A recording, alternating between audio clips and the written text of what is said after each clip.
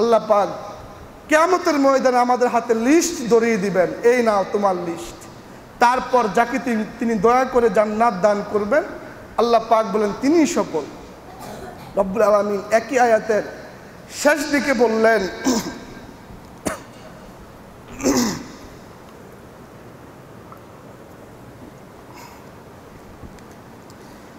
একই আয়াতের শেষ দিকে বললেন, এই আয়াতের শেষ দিকে বললেন, অমাল হায়াতুদ দুনিয়া ইল্লা মাতাউল গুরুর।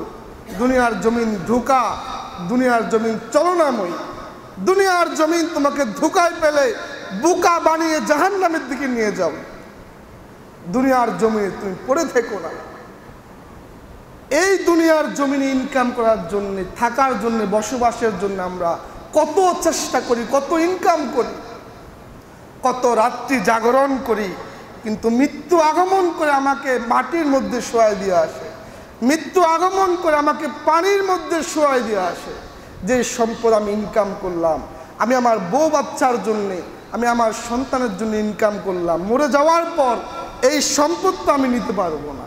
মরে যাওয়ার পর এই সম্পদ থাকবে, আমার স্ত্রী ভোগ করবে, আমার সন্তান ভোগ করবে।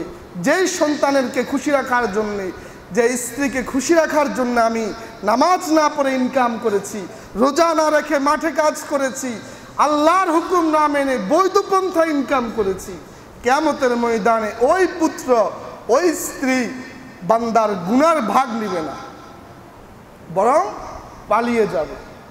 ইয়াউমা ইয়াফিরুল মারউ মিন আখি ওয়া উম্মিহি ওয়া আবিহি। আল্লাহ পাক বলেন কিয়ামতের ময়দানে ভাই ভাই থেকে পলায়ন করবে, সন্তান বাবা থেকে পলায়ন করবে, স্ত্রী তার স্বামী থেকে পলায়ন করবে। অতএব আল্লাহ পাক রব্বুল আলামিন দুনিয়ার কথা যতবার বলছেন, তুচ্ছ করেছেন, যে দুনিয়ার জমিন একমাত্র জমিন না, তোমার জন্য আরো একটা জায়গা আছে, ওটা হচ্ছে আখিরাত। রাসূল করিম সাল্লাল্লাহু আলাইহি সাল্লাম তুলনা করেছেন দুনিয়া কাকে বলে, আখিরাত কাকে বলে। রাসূল বলেছেন, বিশাল এক সমুদ্রের মধ্যে তুমি একটি আঙ্গুল প্রবেশ করাবা, যতটুক পানি উঠবে ওই আঙ্গুলের সাথে ওটা হচ্ছে দুনিয়া, আর বিশাল সমুদ্র হচ্ছে আখিরাত। শুধু এতটুক দ্বারা আপনি বুঝতে পারেন যে দুনিয়া কোথায়, আখিরাত কোথায়। সামান্য আঙ্গুলের মধ্যে কতটুক পানি উঠবে ওটা হচ্ছে দুনিয়া, আর গোটা সমুদ্রের পানি হচ্ছে আখিরাত।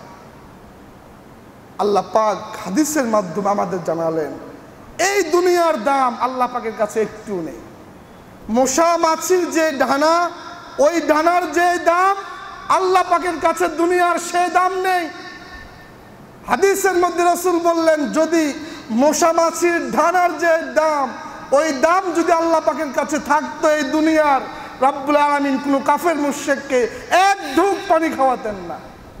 যে আমার দুনিয়ার মধ্যে বসবাস করছিস, আমার অক্সিজেন নিচ্ছিস, আমার নিয়ামত পাচ্ছিস, আমার গোলামি করছিস না, শিরক করছিস, আমি তোকে পানি পান করাবো না।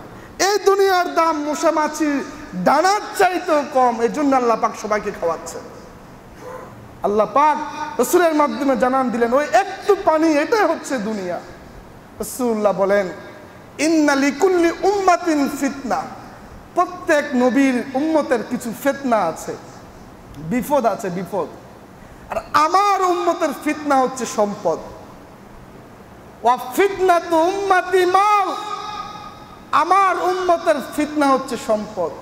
এই সম্পদ ইনকাম করতে গিয়ে আমার উম্মত পাগল হয়ে যাবে। এই সম্পদ ইনকাম করতে গিয়ে আমার উম্মত হালাল হারাম বিবেচনা করবে না।